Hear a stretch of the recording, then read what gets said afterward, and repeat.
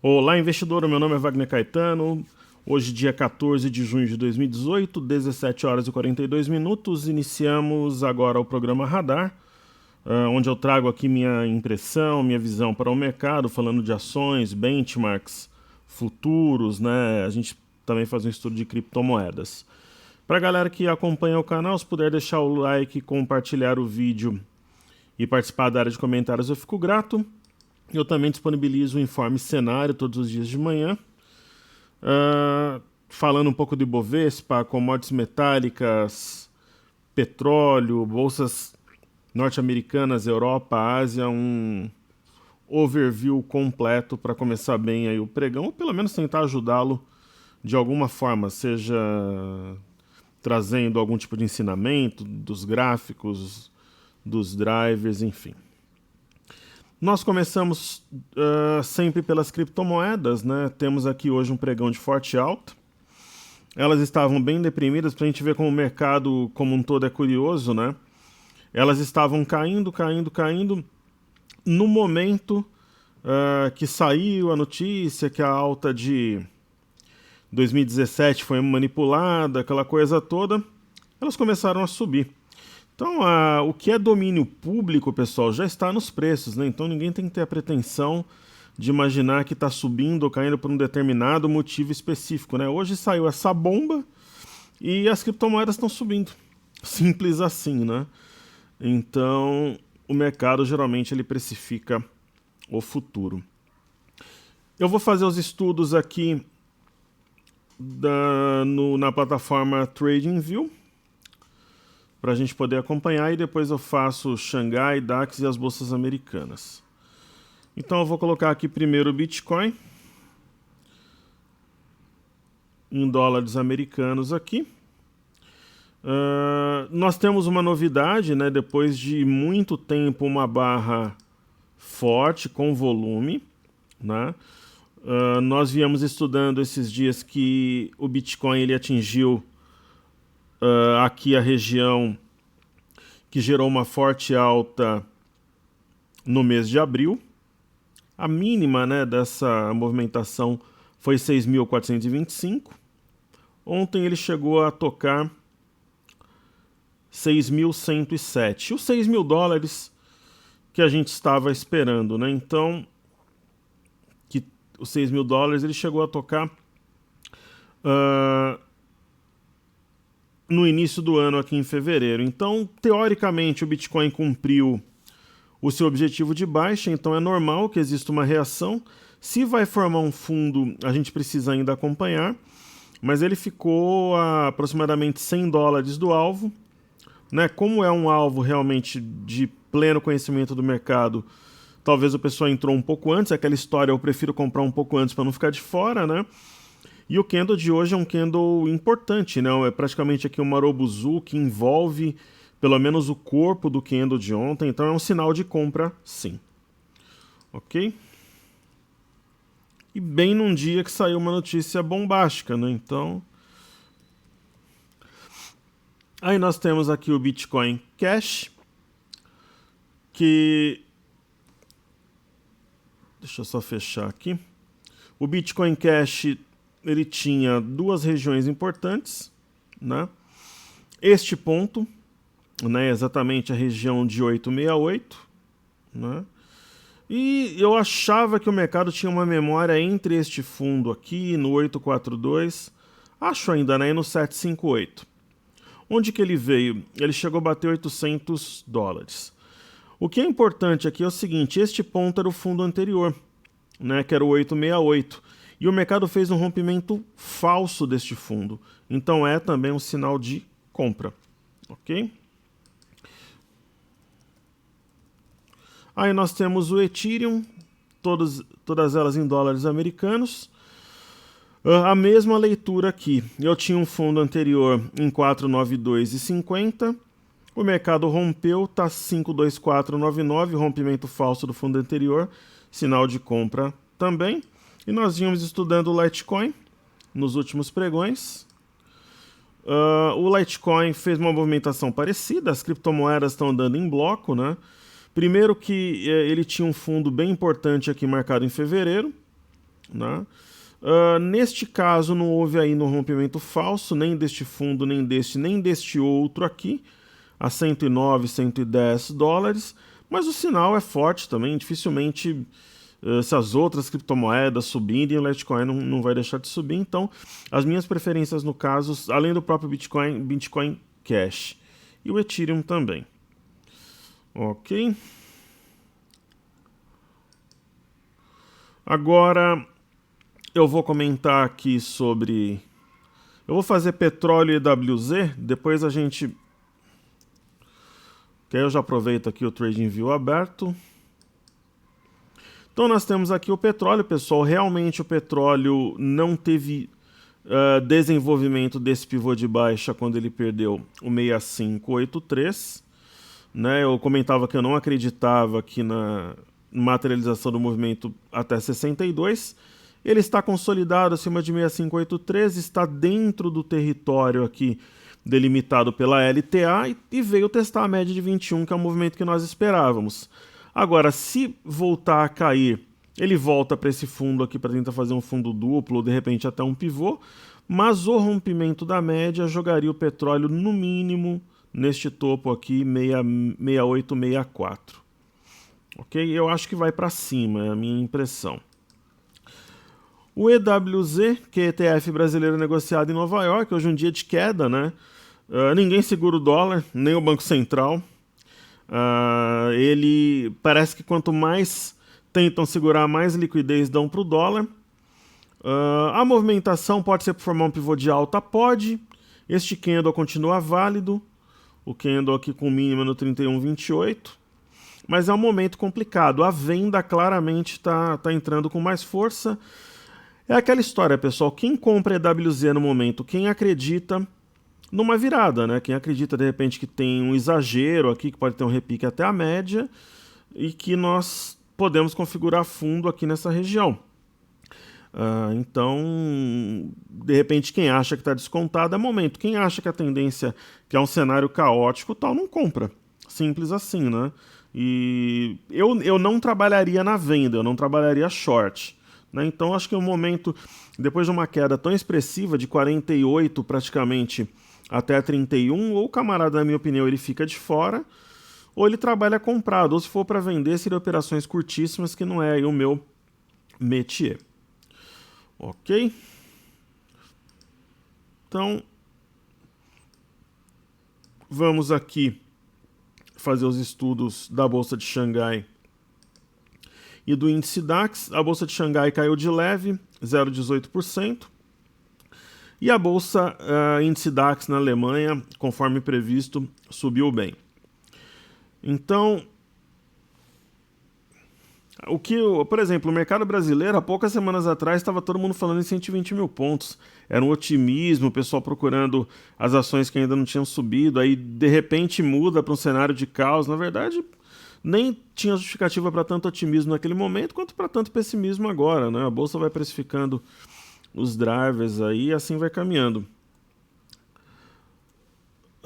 O grande problema de situações públicas, quando envolvem política ou crise cambial, é que aí todo mundo acha que é entendido, aí vira uma bagunça, e aí tem gente que usa a imprensa, tem gente que se deixa influenciar de forma certa, aí vira uma bagunça realmente o negócio, né? Então eu lembro do pessimismo que existia em dezembro quando fez o fundo, e eu lembro do otimismo que tinha agora quando fez o topo também. Né? Então, a Bolsa de Xangai, a luta dela está aqui no fundo anterior. Tem uma possibilidade de um ombro, cabeça a ombro, sim, né? Caso ela rompa essa região, de repente com volume, com um candle de massa. Hoje saíram alguns indicadores chineses, né? Vieram um pouco abaixo do esperado, então tem essa possibilidade. No caso do índice DAX, uma barra muito interessante. Não seria uma surpresa para mim a gente ver algo parecido no Ibovespa, em algum pregão, ou amanhã, ou na segunda, ou na terça. Eu não duvido, por exemplo, pessoal, assim, quando realmente houver um consenso de pessimismo, para mim não seria, por exemplo, uma surpresa pegar um dia e ver Ibovespa subir 5%, por exemplo, né? Que daria uma pontuação importante aí. Então, Um dia, de repente, pegar o Ibovespa subir 5%, da mínima até a máxima ali no fechamento, né? O pessoal fala, nossa, que mercado maluco, tal. Para mim não será, é algo que eu acredito que ocorra em algum momento entre amanhã e a semana que vem. Mas é o que eu acredito. O que eu acredito é uma possibilidade, né? Então, por exemplo, o pessoal que frequenta o canal, ouça o que outras pessoas têm a dizer também, outros traders, outros professores, o que os analistas têm a dizer, daí você tira a sua conclusão. Porque a minha opinião, ela não corresponde necessariamente à verdade. E no mercado não tem certo nem errado. Você pega as informações que você dispõe e cria a sua opinião, né? É simples assim, né? É a minha visão, né? Que pode estar certa, como pode estar errada também, né? Então, por exemplo, o índice DAX aqui, ele ficou trabalhando ao redor da média. Tudo poderia acontecer, um mergulho, né, de 700, 800 pontos, 1000 pontos, como ele poderia trabalhar ao redor da média e explodir. Nós acreditávamos desde o início que ele trabalharia ao redor da média, que a média explodiria. O que ocorre quando você tem um candle, um Marobusil dessa magnitude, é que geralmente essa barra é duplicada. Geralmente, nem sempre também, ok? Mas, por exemplo, pegando assim depois do movimento lateral, tem chance sim de duplicar. Ok? Eu, por exemplo, eu formo as minhas opiniões como? De acordo com o meu conhecimento e pessoas que eu sigo aqui no Brasil e no exterior. Então eu observo o que cada um tem a dizer, eu falo, putz, a minha conclusão é essa, com base nisso, naquilo, naquele apontamento, é dessa forma que eu monto as minhas estratégias, né? E aí, vamos falar um pouco agora dos gráficos, né? Falar aqui das bolsas americanas.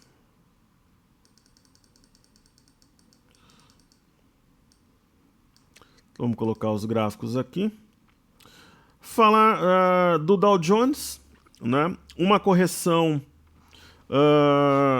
bem leve, tem caído um pouquinho a cada dia. Perceba aqui que tem mínimas mais baixas e máximas mais baixas. Eu acredito que a gente tem uma correção até o 25,090, mais ou menos, 25,080, que é a região que o pivô foi rompido, né? Ou alguma coisa um pouquinho abaixo, um pouquinho acima disso. Então eu vejo isso daqui como uma correção no tempo para a retomada da alta, mas teria sim mais algum espaço para cair. Isso é algo que a gente já vinha trazendo aqui, vinha explicando. A mesma coisa no S&P, né? Pode ter mais um pouco aqui de correção, mas nada que mude a tendência.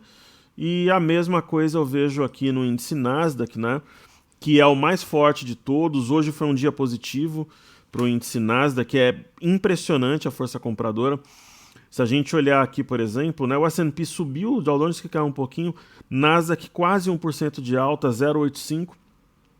Pessoal, tendência, né? A tendência, o mercado costuma trabalhar, ele vai rompendo as resistências, é tendência, né? Então, lá fora, realmente, o mercado, digamos, está no state of art nos Estados Unidos ali, realmente, principalmente o índice Nasdaq. Ok? Agora, nós podemos ver aqui o Ibovespa. O Ibovespa, ele tem... Hoje eu li num canal aí no YouTube que eu acompanho, o aluno comentando que era um absurdo o Rafael Figueiredo, o André Moraes, o Wagner Caetano, o Danilo Zanini estarem otimistas com a Bolsa, né? Acharem que o momento é de oportunidade. Ele até me elogiou ainda, dizendo, não, mas o Wagner, pelo menos ele aparece, ele não se esconde e tal. Agora, você emitiu uma opinião, né, que você explica que é um absurdo agora. Então, é o pessoal da direita aí, né, que quer tolher até a liberdade de expressão agora da gente poder achar alguma coisa, né, sobre o mercado. Então eu não tenho direito, é um absurdo eu me expressar. Eu li, eu nem respondi, acho que eu não tenho direito de fazer isso em outro canal, mas eu li isso ainda. Ele me elogia, não, mas pelo menos o Wagner não se esconde, ele não foge, ele aparece, aí ele tenta ajudar. Da mesma forma que eu não me escondi, pessoal, na Quinta-feira Negra, da mesma forma que eu não me escondi quando a gente antecipou o fundo de dezembro, da mesma forma que eu não me escondi quando nós antecipamos o topo atual. E da mesma forma que nesses níveis de preço, eu acho que vai formar um fundo. É a minha opinião. Se vai formar ou não, eu não sei, mas a minha opinião... Por exemplo, você pega um gráfico semanal aqui, né? Você pega um gráfico semanal, quem já viu um gráfico semanal com o mercado tão fora da banda de Bollinger como está aqui, com uma distância dessa em relação à média de 21 que está nos 80 mil pontos. Eu tenho... vou completar agora 16 anos de bolsa, eu não me lembro. Às vezes que ficou perto, o mercado voltou, né? Nós estamos no fundo de dezembro, né? Então é a minha opinião. Se perder esse fundo, realmente fica mais complicado, mas é a minha opinião. Minha opinião é que nós temos possibilidade de aqui formar um fundo, né? Que pode estar certa ou pode estar errada, né? Eu entendi esse movimento aqui como uma distribuição para o mercado mergulhar, e agora eu entendo que o mercado chegou num patamar que ele atingiu o alvo da correção dentro de uma tendência primária e secundária de alta. É a minha opinião, né? E se você for entender isso aqui como uma figura simétrica, veja aqui, por exemplo, o BOVA11. Imagina que você interprete isso daqui como uma simetria, né? Onde o mercado passaria a subir.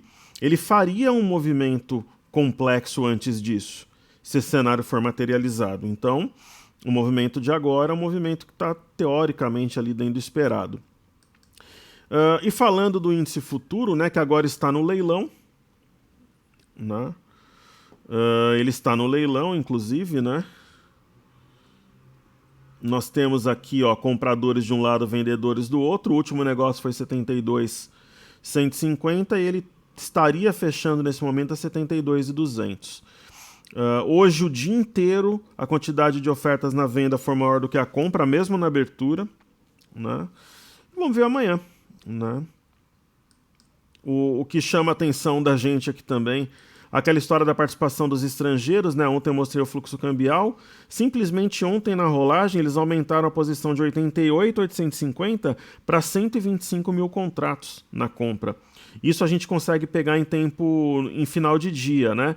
No mercado à vista, volume direto no Ibovespa, eles estavam vendidos em 1.108.265.000 na sexta e na segunda finalizaram o pregão vendidos em 277.313. Tem delay de 2 dias, quer dizer, na segunda eles trabalharam na ponta compradora, reduzindo o saldo vendido. Mas os estrangeiros é uma referência. Historicamente, eles costumam adiantar movimentos. Às vezes acontece um delay como agora, mas em alguns casos eles não conseguem antecipar o movimento. E os institucionais, geralmente, que são os, digamos aí, aqueles que estão na ponta oposta, né, os grandes adversários assim dos estrangeiros, nesse momento estão vendidos e estão ganhando, né? Mas historicamente os estrangeiros costumam antecipar movimentos, aí aquela coisa toda. Ok, pessoal? Então, no índice futuro que agora está no leilão, né? Daqui a pouquinho ele deve fechar. O que a gente vê aqui? Tinha um possível ombro, cabeça a ombro em formação. É impressionante o ponto que está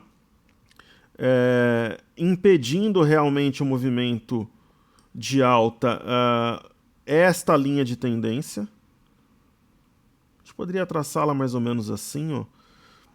Assim faz mais sentido. Eu vou até reforçá-la aqui, ó. Veja que o mercado bateu nesta linha 1, 2, 3, 4, 5, 6, 7, 8 vezes do dia 7 para cá. Então, caso essa linha seja rompida, nós estaríamos desenhando um triângulo descendente, que é um padrão de inflexão para compra. Vou colocar um 30 minutos aqui, ó, uma hipótese. O mercado hoje ele tentou acionar um ombro cabeça a ombro, ele falhou. A neckline era a própria LTB, né? Só que ele falhou aqui, não conseguiu, e aí veio buscar as mínimas aqui. Agora no finalzinho teve uma pequena reação, então a gente pode tomar essa linha como referência. Eu acho que nesse momento o oco invertido não foi acionado, e assim a gente trabalha com a possibilidade de um triângulo descendente aqui, né? Acabou de fechar 72,075. Hoje foi um pregão favorável à ponta vendedora. Ok? Então vamos falar aqui dos destaques do dia. Eu vou falar de SUSB 3, que fechou com quase 5% de alta dentro de um cenário caótico, né? Vai ser um dos meus destaques. E meu outro destaque vai ser o papel da bolsa, o B3 SA3. Então vamos lá. Falar de SUSB. SUSB é impressionante, né? Aquela minha velha teoria, pessoal, papel em tendência primária, secundária e terciária de alta, quando corrige você compra. Então veio na média, que é onde geralmente se estende essas correções, compra. Neste dia aqui, no dia 12, fez um engolfo e está subindo e assim deve continuar. Ok? Bons fundamentos, atrelado ao dólar, exportadora, coisa e tal. Então essa é a ideia para a SUSB. Eu acho que quem está comprado teria que ficar esperto com esse ponto, que é o 4784. Né, eu acho que é um ponto que, de repente, se o mercado não sustentar acima dele, poderia estender um pouco mais a correção, mas a tendência é claramente de alta, muita força. Até quando teve esse gap aqui, teve volume mostrando que é um gap de fuga. Né? Então, e aí, B3.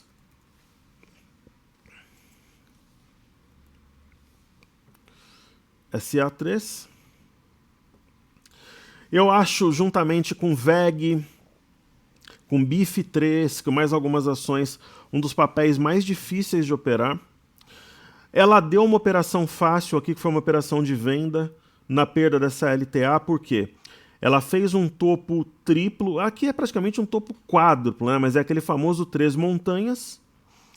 E ela fez um 3 montanhas e perdeu uma linha de tendência, que era a venda. E também perdeu um ponto importante, que era o 25,80. Ela veio numa região de suporte e está tentando montar fundo. Só que, por exemplo, não posso dizer que tem um sinal de compra nesse momento. Mas se você pegar, por exemplo, o volume negociado por dia que está aumentando, né?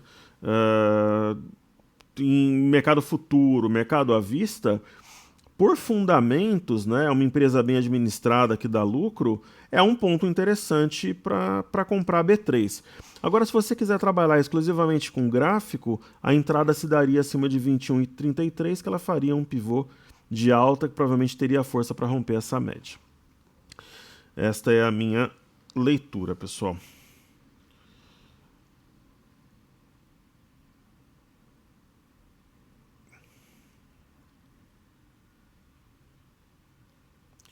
E aí,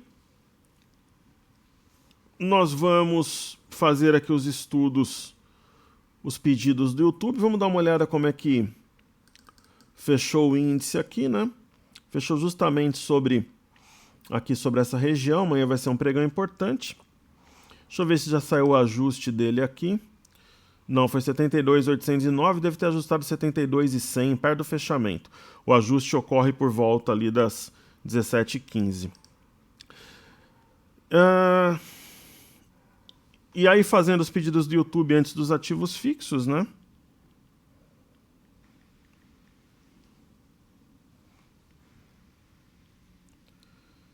Vamos ver os ativos de hoje aqui. A VEG é uma delas, Grendene, SLC3, CRPG5 e GAFISA. Então vamos fazer a VEG primeiro, eu comentei sobre o papel, aqui está.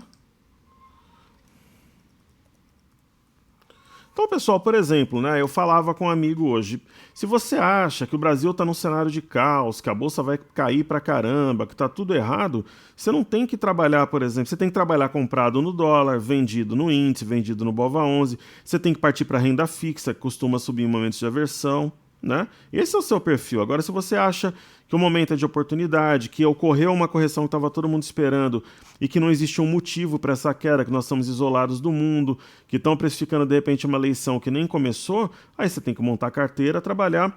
Hoje, trabalhar vendido no dólar eu não trabalharia, mas teria que talvez migrar alguma coisa da renda fixa para variável, é perfil. É que nem montar um negócio, você faz uma leitura, você pode acertar ou errar, não tem o certo ou o errado, né? Simplesmente você...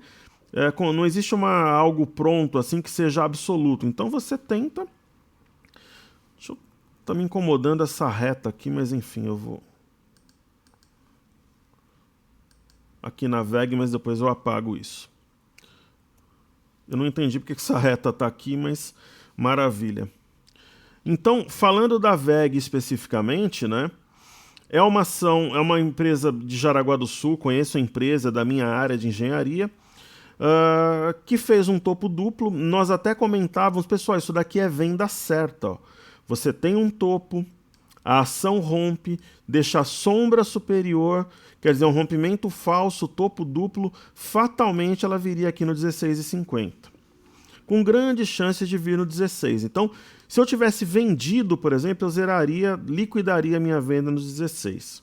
O que ela fez? Se ela não para no 16, quando nós estudamos o papel, nós até comentávamos.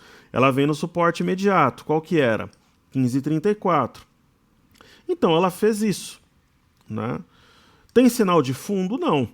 Quem comprar agora compraria por assimetria, né? Então entende que a ação está descontada, corrigiu bem, mas não existe um sinal especificamente, sendo bem sincero. Que seria um candle de reversão com massa, alguma coisa, e a ação está descontada. Essa que é a realidade, mas não tem um sinal, aí depende muito da estratégia. Né? Aí nós temos a Grendene a seguir, que é um setor que me agrada para o momento. GRND3. Ela corrigiu pouco em relação ao mercado como um todo, né? É um ativo que tem uma liquidez um pouco mais reduzida e ela está aqui numa região tentando montar um padrão de inflexão que seria um ombro, cabeça, ombro. Eu acho que acima de 8,20 a ação fica interessante. Aí eu acho que ela busca aqui os 8,50 e aqui seria a briga para depois testar a LTB. Se eu fosse obrigado a fazer alguma coisa na ação, eu compraria nesse momento. Mas não é uma ação que está dentro, assim, as minhas preferências no momento. Tem ação bem mais descontada na minha visão. SLC3.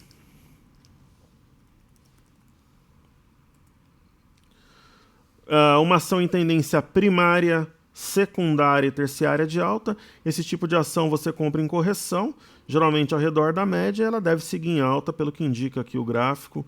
Não tem nenhum sinal de inflexão, não tem nenhuma figura que preocupa. Está distante da média de 21 no semanal, mas a média pode se aproximar dos preços, por exemplo. Né? E ela está distante já faz tempo também. É algo padrão no comportamento do ativo. Então, né, de repente o mercado está buscando um ativo mais seguro. O mercado sempre escolhe, em momentos de estresse, uns 6 ou 7 ativos. No momento, são ações de celulose, Embraer, SLC e mais algumas aí. Ele foca nesses ativos que recebem a força compradora. Aí tem CRPG5.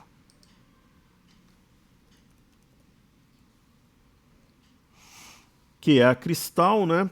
O pessoal já tinha pedido anteriormente. É uma ação com baixíssima liquidez, mas que eu tinha até marcado essa linha aqui, cujo rompimento, eu tinha feito isso daqui anteriormente, né? Este rompimento gerava compra, assim como esse rompimento geraria compra se ocorresse. Os dois ocorreram, mas lembrem-se, ação de pouca liquidez. E nesse momento ela está trabalhando acima das médias. É uma configuração que pede cautela, tem candles de queda grandes e redução de volume. Eu, se eu tivesse o ativo, colocaria o lucro no bolso e procuraria alguma ação descontada por aí, sendo bem sincero, de repente alguma coisa de bancos que estão descontados, alguma coisa do tipo. E aí tem Gafisa, para a gente estudar antes dos ativos fixos, GFSA3, na minha opinião, uma das melhores opções do setor. Ela tem sido resiliente nesse momento de queda, né? Ela tem ficado de lado, ali ela está de lado há algum tempo. Acho que o 13,10 rompido, ele traria compra para o papel, mas o ponto alto seria o 13,70, que ela iria explodir com potencial de buscar 21, 22 reais. Como a inclinação é para cima, eu vejo mais chance disso acontecer para cima do que ela derreter. É a minha visão. Ok? E aí, falando de Petro 4, que é o primeiro dos ativos fixos de hoje, aqui que a gente sempre estuda. Petrobras, pessoal, faz umas 2 semanas, aí uma semana e pouco que não muda nada. Candles menores, redução de volume, estudando essa região de fundo aqui, que pode ser um movimento de acumulação, não sabemos ainda. E a Vale a mesma coisa aqui, só que com proporções guardadas, né? Ela trabalha ao redor das médias que estão justapostas e dessa linha de tendência aqui. Né? Tem um topo duplo, é uma figura que requer cautela, o stop seria abaixo de 49,70, mas ela está tentando adentrar um território comprador acima das médias e dessa linha azul. BBS3, eu comentava ontem que se eu tivesse capital extra eu compraria, e compraria mesmo. Eu acho a região interessante, aquela teoria, uma coisa é comprar 44, uma coisa é comprar 25. É isso que às vezes me chateia no mercado. A gente falava em venda durante todo esse processo. Ó. Pessoal, é venda, coloca o lucro no bolso, realiza o lucro, não comprem aqui, não comprem aqui. Agora que o mercado começou a cair, a gente está falando em compra. E aí o pessoal critica, então não dá para entender, né?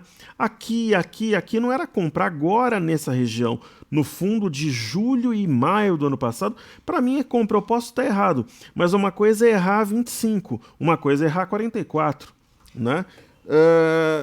Quem comprou em 44 ou falou para comprar ali não aparece. Porque você comprando a 25,30, comparado a quem comprou em 44, você está comprando com desconto de 43%. Aí, na minha opinião, vale o risco, é a minha forma de trabalhar, é o meu modus operandi. Então, nesse ponto, eu compraria. Putz, pode cair mais? Pode.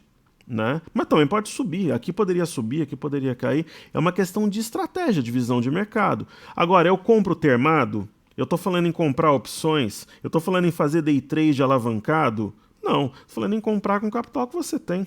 Né? Então, mesmo estando errado, você está comprando com desconto. Né? Para quem acredita em médio prazo. Agora, por exemplo, o Bradesco, eu falei em algum momento aqui em compra? Não. Tinha um sinal que era um martelo, foi anulado hoje. Nós tivemos uma Marobuzu com forte volume. É momento de compra? Aí, pessoal, tem duas coisas aqui, depois dessa queda de hoje. Dá uma olhada nesse dia aqui, ó, no dia 11/7. A máxima 25,43. Esse outro dia aqui, a mínima foi 25,48, então nós tínhamos aqui um gap. Correto? Aqui é gap. Né? Esses famosos gaps às vezes atraem os preços. Qual que foi a mínima de hoje? 25,29, o gap foi fechado. Então tem esse detalhe. Uma outra coisa, teve uma queda com forte volume. Isso pode ser uma barra de exaustão? Pode. Está fora da banda de Bollinger e distante de média. Então, por exemplo, no finalzinho do pregão de hoje, eu acho, por exemplo, que Bradesco era compra. Hoje. Então, a gente falou de venda em Bradesco a 38. A 25, com gap fechado, fora de banda de Bollinger, um forte volume que pode sim ser uma barra de exaustão, aí, na minha visão, Bradesco a 25 é compra. É a minha opinião. Ok? Itube. A mesma coisa, Itube veio caindo, a gente comentou que era venda, aqui nos 53, venda, distribuição, venda. Isso daqui poderia ser uma figura simétrica. E eu sempre comentava, pessoal, Itaú a 39 não é uma surpresa, tá devendo o teste, né? Então, qual que é o ponto mínimo aqui dessa movimentação? 38 e alguma coisa, 38,91. Então, a gente vai lá e marca o ponto. É a mínima desse movimento maluco aí que teve no final do ano, no auge do pessimismo. Então, 38,91. Então, devia teste dessa região? Devia. Então, minha primeira opção de compra seria Banco do Brasil, depois Bradesco. Itube eu tenho dúvidas por quê? Itube não teve um volume tão forte, apesar de ser uma barra que pode ser de exaustão, mas Bradesco também está mais claro. Onde que eu compraria Itube até no intraday? Se romper de baixo para cima aqui, o 38,91. Então, se eu quero comprar Itube, eu coloco uma ordem start lá, 38,92, por exemplo, bateu, eu estou dentro da operação. Posição integral. Por quê? Nós teríamos um rompimento falso desse forte suporte montado entre novembro e dezembro do ano passado. Então, isso daqui provavelmente era uma figura simétrica, foi cumprida, então o rompimento falso desse ponto seria um sinal de compra. Mas aquela história, pessoal, você precisa entender que você tem que interpretar o momento e se posicionar, né? Você acha, por exemplo, que é momento de compra por esse motivo, ou você acha que é momento de venda? E aí você se posiciona, tem a renda fixa, tem o dólar, tem o índice, tem os juros, que estão em alta também. Então, é essa que é a ideia, na minha opinião. Então, quem quiser assinar o cenário, eu vou deixar o link na descrição. Se puder aqui deixar o like, compartilhar, utilizar a área de comentários, eu fico honrado. E vamos só dar uma olhada aqui se já saiu o ajuste de hoje. Ó. O ajuste foi 72,107. Foi exatamente o valor que a gente comentou aqui. Então hoje os vendidos ganharam aí 600 e poucos pontos e estão de parabéns. E amanhã pode ser dia de comprado, vendido, veremos ao longo do dia. Ok? Então é isso, pessoal. Meu forte abraço aí. Obrigado pela audiência, por estarem comigo. Espero que os estudos de alguma forma sejam úteis. E nos vemos amanhã no radar, se Deus quiser. Amanhã vai ser um pregão muito importante, porque o fechamento do semanal é que abre, né, pessoal, a expectativa para a semana seguinte. Então amanhã é um pregão extremamente importante, pós-vencimento.